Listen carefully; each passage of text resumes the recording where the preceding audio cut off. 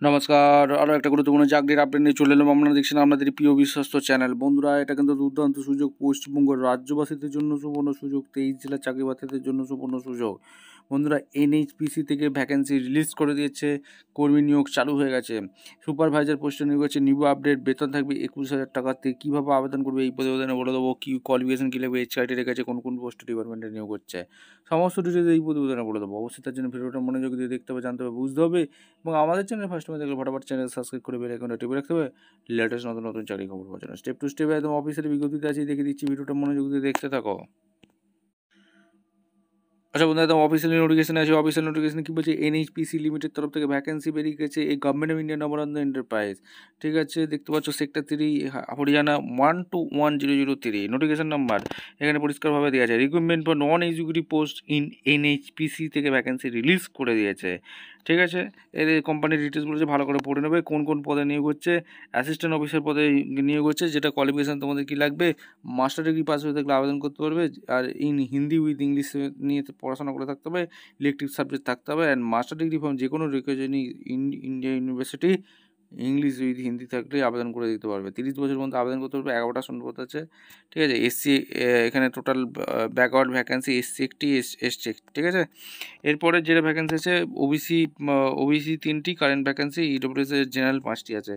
আর এখানে তোমাদের 60% মার্কস চেয়েছে, তাহলে আবেদন করতে পারবে। এক্সপিরিয়েন্স মিনিমাম 3 বছরের পোস্ট কোয়ালিফিকেশন এক্সপিরিয়েন্স চেয়েছে, তাহলে আবেদন করতে পারবে। ঠিক আছে, এবার জুনিয়র ইঞ্জিনিয়ারিংয়ে ভ্যাকেন্সি বেরিয়েছে, সিভিল ডিপার্টমেন্টে ভ্যাকেন্সি বেরিয়েছে। এখানে স্যালারি হিউজ পরিমাণে আছে, 29,600 থেকে 1,29,500 টাকা পর্যন্ত পেয়ে যাচ্ছ। ডিপ্লোমা পাস আউট হতে গেলে আবেদন করতে পারবে। সিভিল নিয়ে ডিপ্লোমা করে থাকলে 60% মার্কস থাকলে আবেদন করতে পারবে। হায়ার কোয়ালিফিকেশান অ্যাকসেপ্টেবল, 30 বছর পর্যন্ত আবেদন করতে পারবে। এখানে ভ্যাকেন্সি কটা আছে, এসসি 3টি, ওবিসি কারেন্ট ভ্যাকেন্সি, এসসি 13টি, এসটি 5টি, ওবিসি হলো, ইডব্লিউএস 15টি, জেনারেল 51টি। এরপরে যেটা ভ্যাকেন্সি করবো, জুনিয়র ইঞ্জিনিয়ারিং ইলেকট্রিক্যালে ভ্যাকেন্সি বেরিয়েছে। ডিপ্লোমা ইঞ্জিনিয়ারিং 60% মার্কস থাকলে আবেদন করতে পারবে। এখানে পরিষ্কার বলে দিয়েছে 30 বছর পর্যন্ত আবেদন করতে পারবে। এখানে তোমাদের ভ্যাকেন্সি প্রচুর পরিমাণে শূন্যপদ আছে। জুনিয়র ইঞ্জিনিয়ারিং মেকানিক্যালে ভ্যাকেন্সি বেরিয়েছে, এখানে 29,600 থেকে 1,29,500 টাকা বেতন আছে। ডিপ্লোমা মেকানিক্যাল ইঞ্জিনিয়ারিং 60% মার্কস থাকলে আবেদন করতে পারবে। মেকানিক্যাল ডিসিপ্লিন বলেছে, মেকানিক্যাল প্রোডাকশন অটোমোবাইল ইঞ্জিনিয়ারিং নিয়ে পড়াশোনা করে থাকলে অনার্সে তোমরা আবেদন করে দিতে পারবে। 30 বছর পর্যন্ত আবেদন করতে পারবে। এখানে টোটাল ভ্যাকেন্সি 49টি আছে। এরপর জুনিয়র ইঞ্জিনিয়ারিংয়ে এখানে যেটা ইএনসিতে ভ্যাকেন্সি বেরিয়েছে, সেটা কিন্তু full time regular diploma pass out থাকলে আবেদন করতে পারবে। ইলেকট্রনিক্স কমিউনিকেশন ইঞ্জিনিয়ারিংয়ে 60% মার্কস থাকলে আবেদন করে দিতে পারবে। আর এখানে তোমাদের সমস্ত কিছু বলে দিয়েছে। আর 30 বছর পর্যন্ত আবেদন করতে পারবে। সুপারভাইজার আইটি ডিপার্টমেন্টে নিয়োগ হচ্ছে, গ্র্যাজুয়েট পাস হয়ে থাকলে তোমরা আবেদন করে দিতে পারবে। 60% মার্কস চাইছে।